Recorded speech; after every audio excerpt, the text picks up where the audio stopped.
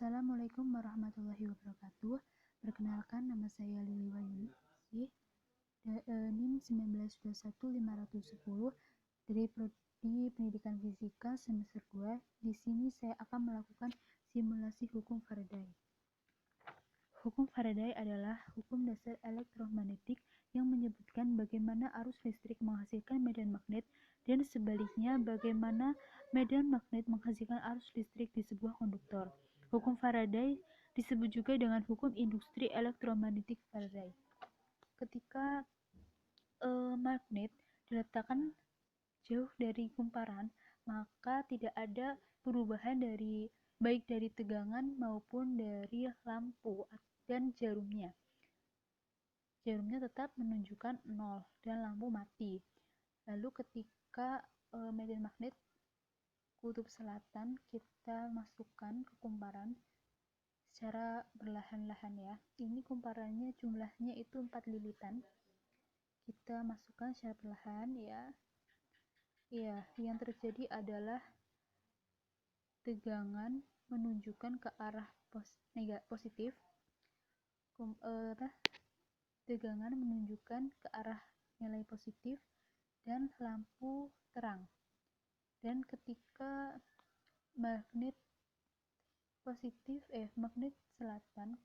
selatan kita masukkan secara cepat, apa yang terjadi? Yang terjadi adalah menunjukkan nilai tegangan yang lebih besar, nilai positifnya nilainya lebih besar, dan sedangkan lampunya juga lebih terang daripada yang dimasukkan secara perlahan.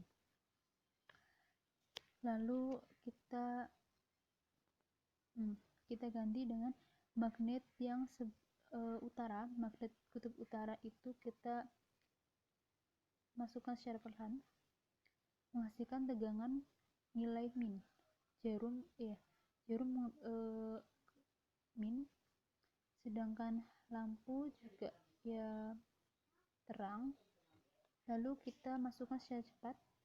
Nah, nilai tegangan negatifnya lebih banyak, dan tentunya lampunya juga lebih terang.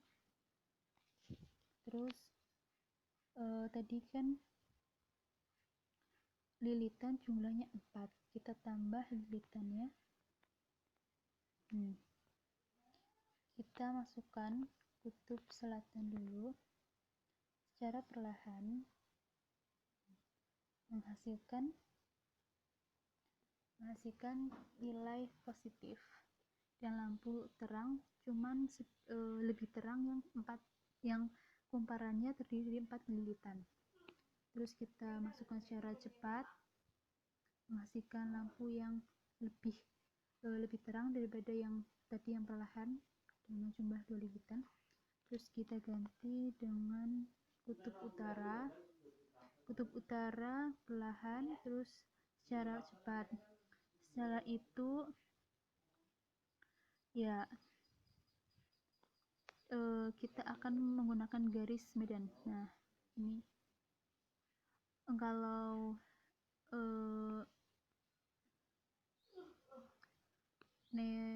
kutub utara itu